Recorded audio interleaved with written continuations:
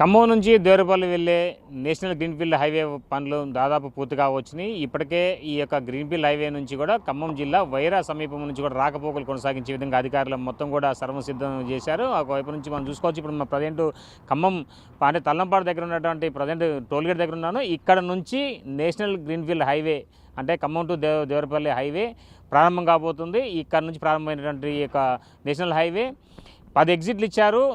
ప్రతి ఎగ్జిట్కు ఎక్కడైతే ఎక్కుతున్నామో ఎక్కడైతే మనం ఎంటర్ అయ్యి ఎక్కడైతే ఎగ్జిట్ అవుతామో అంతవరకు కూడా అంతే టోల్ ఛార్జ్ వసూలు చేసే విధంగా నేషనల్ హైవే అధికారులు మొత్తం కూడా అన్ని రకాల ఏర్పాట్లు పూర్తి చేసిన నేపథ్యం అయితే ఉంది. అయితే వచ్చే నెలలో దీని లాంఛనంగా అంటే దీనికి సంబంధించి ప్రధాని నరేంద్ర మోడీ చేతుల మీదుగా వర్చువల్గా ప్రారంభం చేసేందుకు కూడా అధికార యంత్రాంగం మొత్తం కూడా ముమ్మరంగా పెండింగ్ పనులు కూడా కొనసాగిస్తున్న నేపథ్యం అయితే ఉంది. మొత్తానికైతే అసలు ఎక్కడెక్కడ పనులు కంప్లీట్ అయినాయి, ఇంకా ఎక్కడ పని పెండింగ్ ఉన్నదనే దానికి సంబంధించి దీనిపై బిగ్ టీవీ అందిస్తున్న గ్రౌండ్ రిపోర్ట్.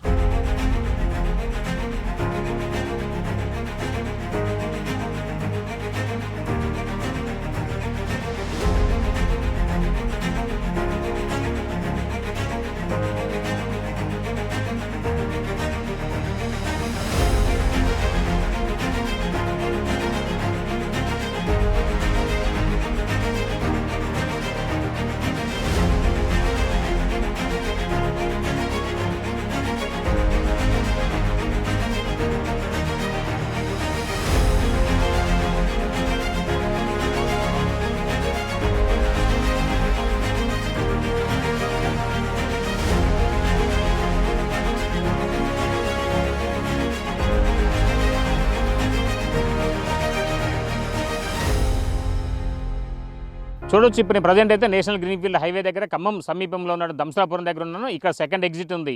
ఇక్కడ సెకండ్ ఎగ్జిట్ సమీపంలోనే రైల్వే ట్రాక్ ఉండటం వల్ల ఇక్కడ పనులు కాస్త పెండింగ్లో ఉన్నాయి. ఇక్కడ ఇంకా మరో నెల రోజుల వరకు కూడా ఈ యొక్క రైల్వే ఫ్లైఓవర్ వర్క్తో పాటుగా మున్నేరు సమీపంలో మున్నేరు కూడా ఇక్కడ ఉంది. ఈ మున్నేరు సమీపంలో కూడా ప్రజెంట్ కాస్త పెండింగ్ వర్క్ ఉంది. ఈ రెండు కూడా ఒక నెల రోజుల్లో పూర్తయిపోతే నేషనల్ హైవే గ్రీన్ఫీల్డ్ హైవేకి సంబంధించి రాకపోకలు అంటే ఖమ్మం టు దేవరపల్లికి రాకపోకలు కొనసాగించే విధంగా నేషనల్ హైవే అధికారులు మొత్తం కూడా అన్ని ఏర్పాట్లు చకచక పూర్తి చేస్తున్నారు. ప్రజెంట్ అయితే మాత్రం వైరా నుంచి దేవరపల్లికి రాకపోకలు కొనసాగించే విధంగా ఇప్పుడు ప్రజెంట్ అయితే మాత్రం అధికార యంత్రాంగం అంటే నేషనల్ హైవే అధికారులు కూడా అనుమతి ఇచ్చే నేపథ్యం అయితే ఉంది. మరి కొన్ని రోజుల్లో ఒక నెల రోజుల్లో మరి ఈ పెండింగ్ వర్క్ కూడా పూర్తయిపోతే డైరెక్ట్గా ఖమ్మం నుంచి దేవరపల్లికి రాకపోకలు కొనసాగించే విధంగా అధికార యంత్రాంగం అన్ని చర్యలు చేపడుతుంది. ఖమ్మం టు దేవరపల్లి హైవే పనులు దాదాపు పూర్తయిపోయిన నేపథ్యం అయితే ఉంది. మరోవైపున మాత్రం ఖమ్మం సమీపంలో ఉన్నటువంటి రైల్వే ట్రాక్ వద్ద కూడా ఈ యొక్క వర్క్ కాస్త పెండింగ్ ఉన్న నేపథ్యంలోనూ గత 2022 సంవత్సరంలో 4,600 కోట్ల రూపాయలతో లాంఛనంగా ప్రారంభం చేసినటువంటి ఈ యొక్క హైవే వర్క్ నిర్మాణం సంబంధించి దాదాపు పని మొత్తం కూడా 90% పూర్తిగా వచ్చింది. అయితే ఎంతవరకు పని పెండింగ్ ఉంది, ఇంకెక్కడెక్కడ అంటే వర్కులు ఇంకా ముమ్మరంగా కొనసాగుతున్న దానికి సంబంధించి national highway authority of PD director మనతో పాటు ఉన్నారు. మనం మాట్లాడుతుందాం ఒకసారి. మేడం, ఇప్పటివరకు చూసుకుంటే ఖమ్మం జిల్లా నుంచి ఒక హెడ్ క్వార్టర్ నుంచి రాజమండ్రి మీదుగా వైజాగ్ వెళ్ళేందుకు మరోవైపున దేవరపల్లి వరకు కూడా ఈ యొక్క గ్రీన్ఫీల్డ్ హైవే వరకు మొత్తం కూడా ముమ్మరంగా పనులు నిర్మాణం జరుగుతుంది. ఒకవైపున కొంతవరకు ప్యాచ్ వర్క్ అంటే పెండింగ్ వర్క్ ఉందని చెప్పని మిగతా ఈ యొక్క ఖమ్మం సమీపంలో రైల్వే ట్రాక్ మీదనే ఉందని చెప్పి ప్రధానంగా వినపడుతుంది. అది ఈ వర్క్ పెండింగ్ గల కారణం ఏంటి? ఇది ఆర్ఓబి బోస్టింగ్ అండి, కాంప్లికేటెడ్ స్ట్రక్చర్ అనమాట. సో దీనికి ప్రధానంగా మనకు కొంచెం డిలే ఉంది. రైల్వేస్ వాళ్ళతో మేము కోఆర్డినేషన్ చేసుకుంటున్నామండి. ఒకసారి బ్లాక్ పర్మిషన్ రాగానే ఈ వర్క్స్ కంప్లీట్ అవుతాయి. ఇంకొక 1.5 మంత్లో కంప్లీట్ అవుతుంది అని ఎక్స్పెక్ట్ చేస్తున్నామండి.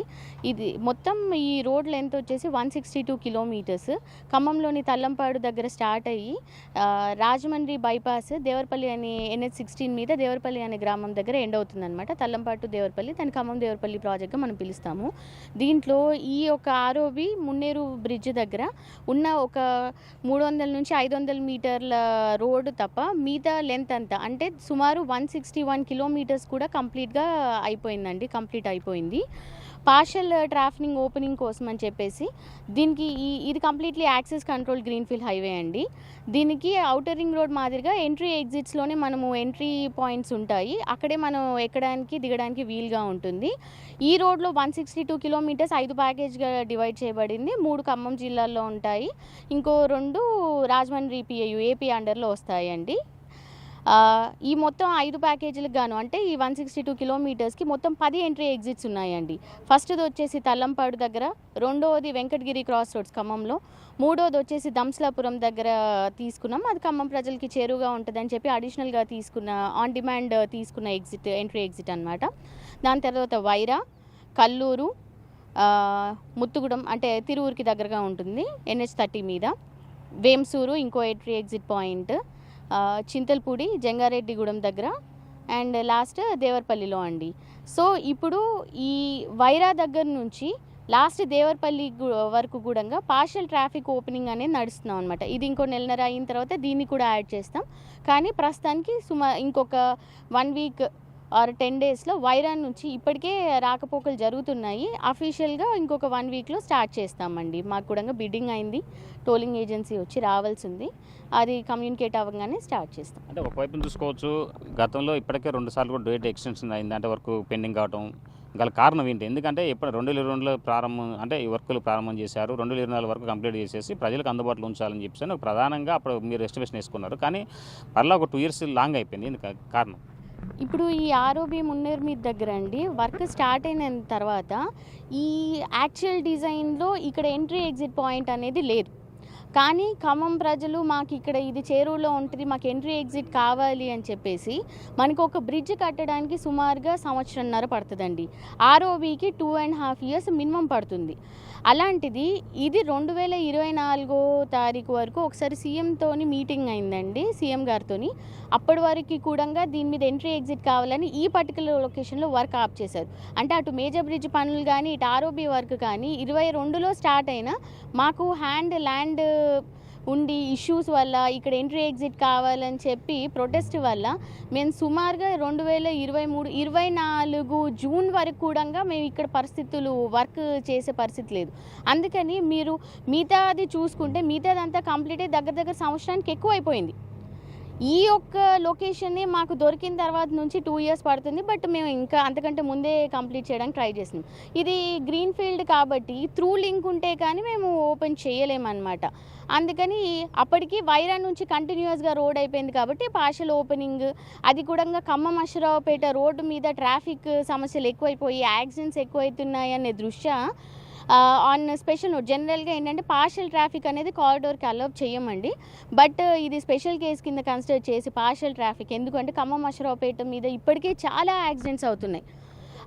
అది ఆ తీవ్రతను తగ్గించాలి అని చెప్పి ఎంత వీలైతే అంత అని చెప్పేసి ముందుగా వైరా నుంచి అయితే ఓపెన్ చేస్తున్నాం. అంటే మొన్న వైపున మన పండగ రీత్యా సంక్రాంతి పండగ సమీపంలో కూడా అదే వైరా నుంచి కూడా కొంతవరకు రాకపోకలు కొనసాగించారు. ఆ సమయం కూడా చాలా ప్రమాదాలు చోటు చేసుకుని కొంతమంది మరణం చెందిన సంఘటనలు కూడా అనేక ఉన్నాయి. వాటిపై ఏమైనా చర్యలు తీసుకున్నారా?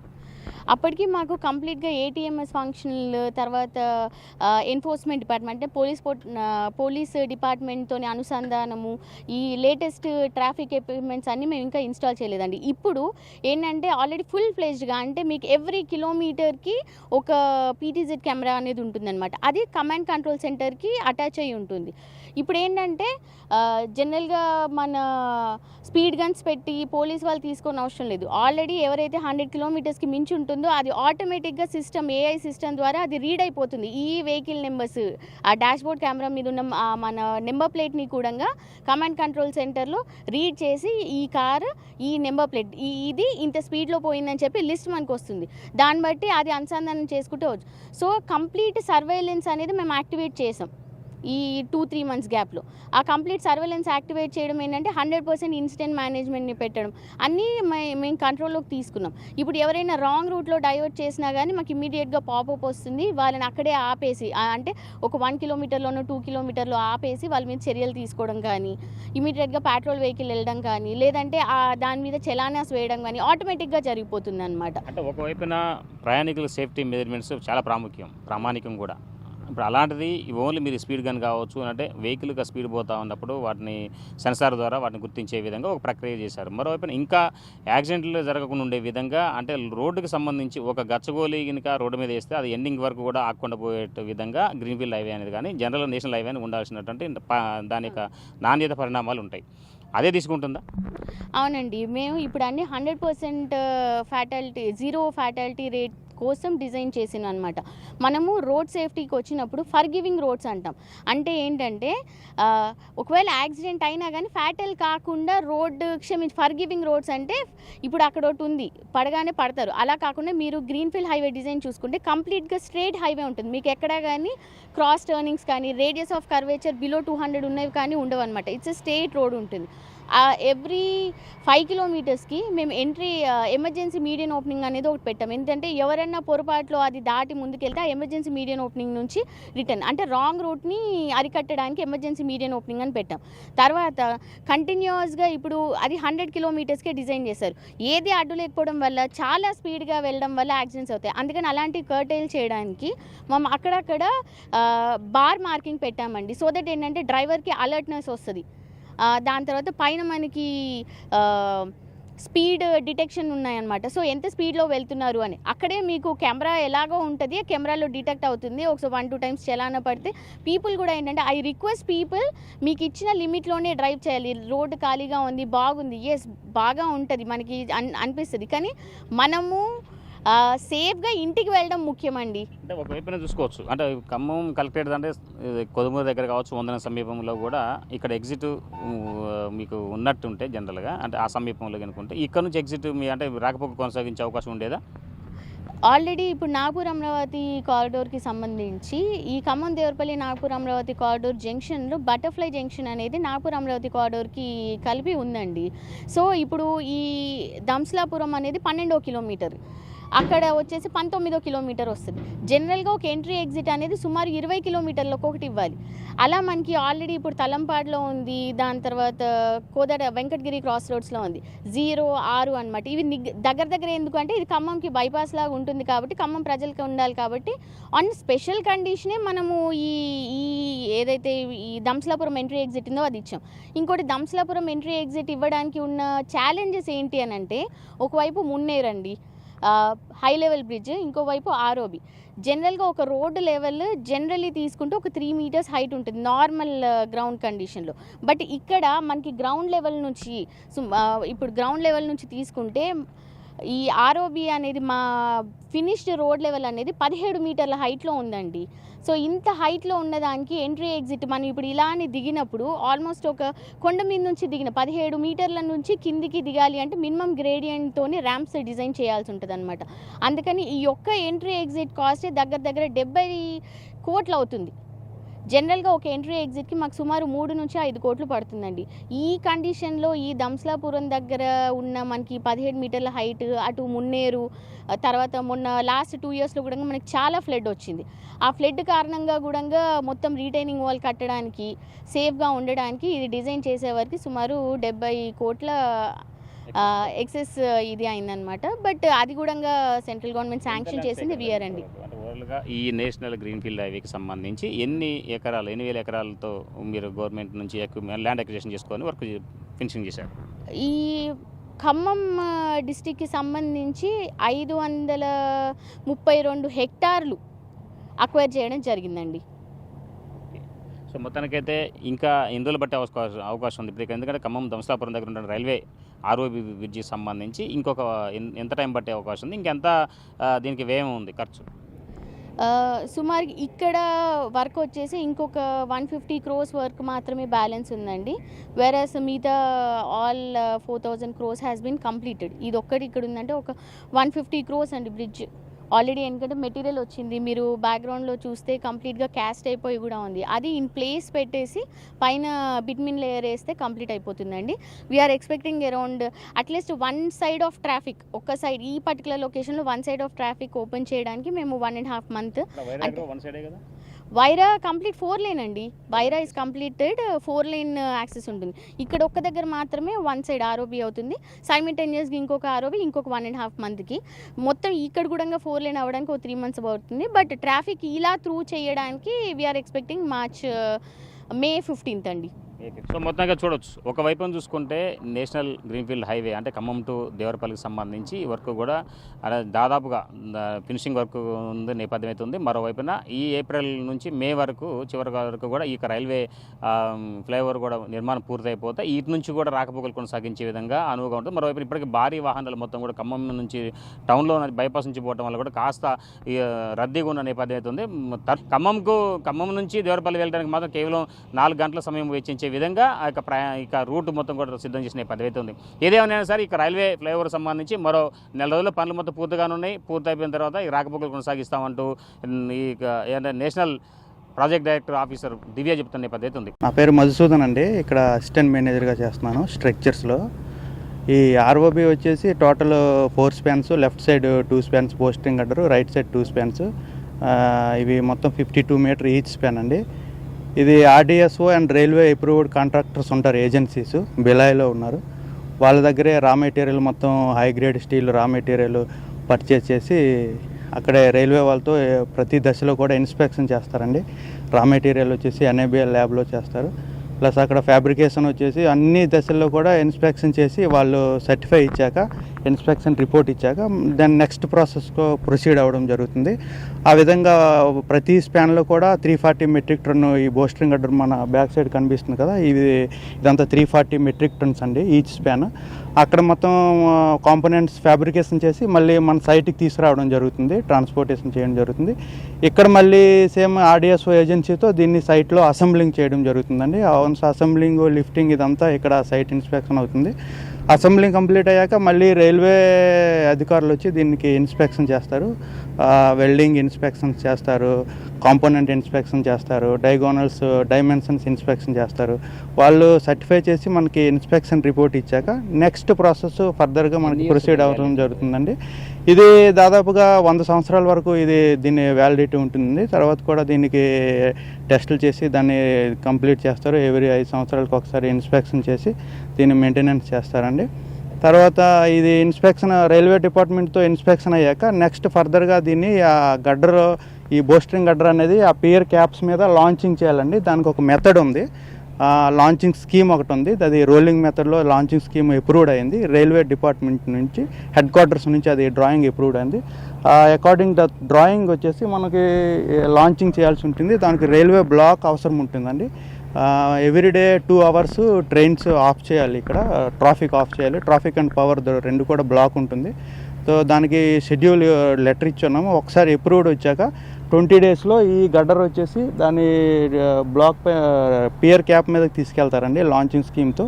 దీనికి జాక్స్తో పుష్ చేసి దాని కింద రోలింగ్ బీమ్స్ వేసి దాని కింద రోలర్ చేస్తారు. రోలర్ మీద దీన్ని ప్లేస్ చేసి రోలింగ్ మూమెంట్తో దానికి లాంచింగ్ చేస్తారండి పియర్ క్యాప్ మీద. ఇక్కడ ఇప్పుడు వచ్చేసి మనకి ఈ వార్ ఎఫెక్ట్ వల్ల కొంచెం ఎల్పిజి ఇదంతా కొంచెం ఇక్కడ ఇబ్బంది అవుతుందండి. మా పీడీ మేడం గారు దీన్ని దృష్టిలో పెట్టుకొని కొంచెం మనకి సపోర్ట్ చేసి వర్క్ డిలే అవ్వకుండా ఏర్పాట్లు చేస్తున్నారండి.